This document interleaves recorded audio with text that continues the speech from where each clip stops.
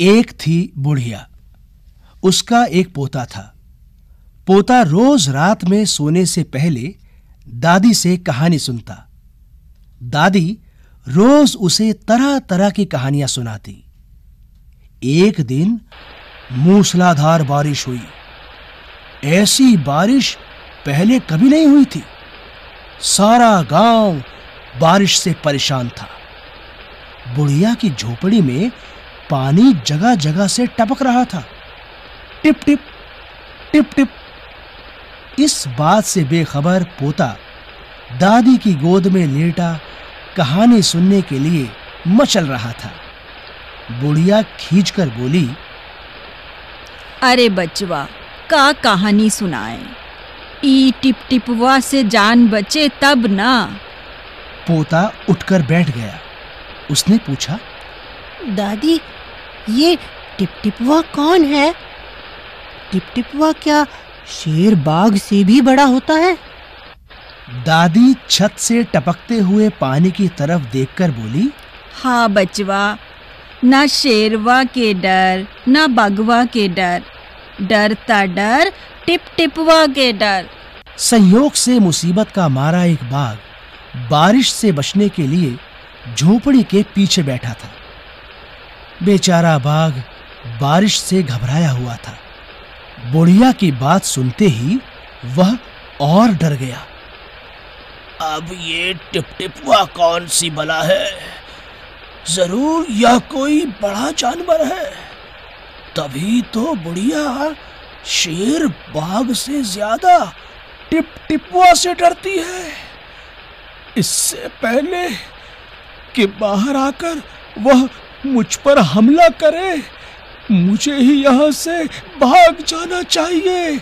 हाँ। बाघ ने ऐसा सोचा और झटपट वहां से दुम दबाकर भाग चला। उसी गांव में एक धोबी रहता था। वह भी बारिश से परेशान था।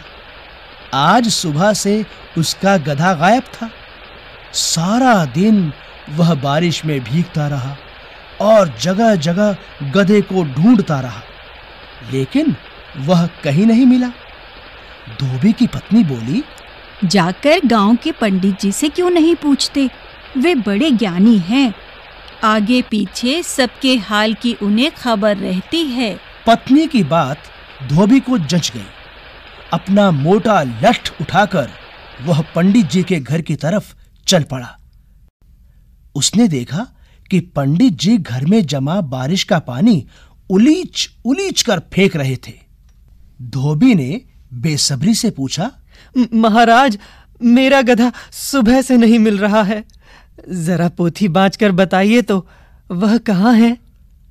सुबह से पानी उलीचते उलीचते पंडित जी थक गए थे।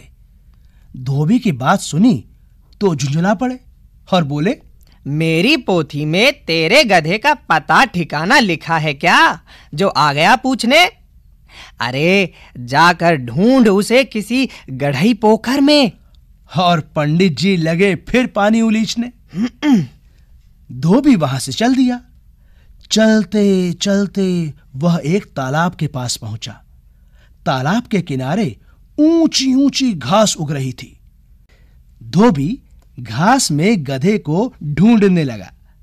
किस्मत का मारा बेचारा बाघ टिपटिपुआ के डर से वहीं घास में छुपा बैठा था। धोबी को लगा कि बाघ ही उसका गधा है। उसने आओ देखा ना ताव और लगा बाघ पर मोटा लठ बरसाने। बेचारा बाघ इस अचानक हमले से एकदम घबरा गया।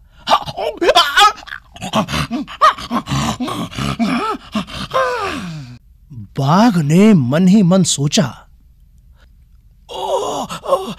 लगता है यही टिपटिपुआ है। आखिर इसने मुझे ढूंढ ही लिया। अब अपनी जान बचानी है तो यह जो कहे चुपचाप करते जाओ।